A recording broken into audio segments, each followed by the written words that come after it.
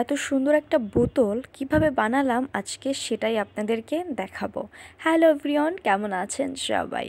আমি তো আলহামদুলিল্লাহ ভালো আছি। আর যে পরিমাণে শীত পড়েছে, এই শীতে তো কারো ভালো থাকার কোনো প্রশ্নই আসে না।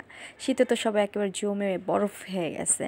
তো যাই হোক, এই খালি বোতলটা পড়েছিল বাসায়, তো ভাবলাম এটাকে একটু নতুন রূপ দেওয়া যাক। তো সেই বলায় আমি বসে পড়েছি। প্রথমে জেসো দিয়ে একবার কোট করে নিয়েছি, তারপরে হচ্ছে এখানে আমি একটা ইয়েলো কালার দিয়েছি। এই ইয়েলো কালারটা আমি হোয়াইটের সাথে মিক্সড করে একটা হালকা ইয়েলো করেছি। আর উপরে যে কালারটা দিয়েছি এটা হচ্ছে পিঙ্কের সাথে হালকা সাদা কালার মিক্সড করে আমি দিয়েছি। এই কালারটা একটা বেবি পিঙ্ক অথবা একটা হালকা পিঙ্ক টাইপের হয়েছে। তো এই বোতলের রেফারেন্স হিসেবে আমি ইউটিউবে একটা ভিডিও দেখেছিলাম, তো সেখান থেকে এই ভিডিওটা আমার ইন্সপায়ার্ড হয়ে করা।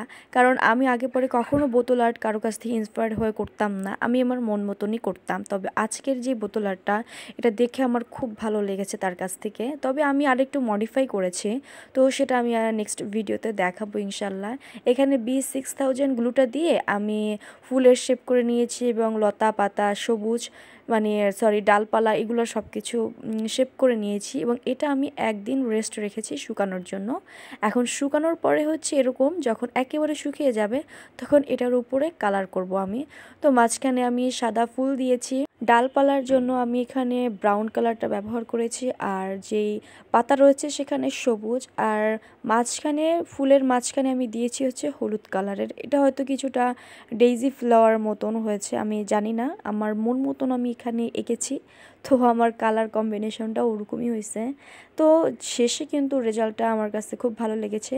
আর কিছু ফুলের কুঁড়িও দিয়েছি, যেখানে ফাঁকা অংশটুকু রয়েছে সেখানটাতে আমি অনেক ফুলের কড়ি দিয়েছি, যেখানে মনে হচ্ছে যে সবে মাত্র ফুলটা ফুটবে এই টাইপের আসলে।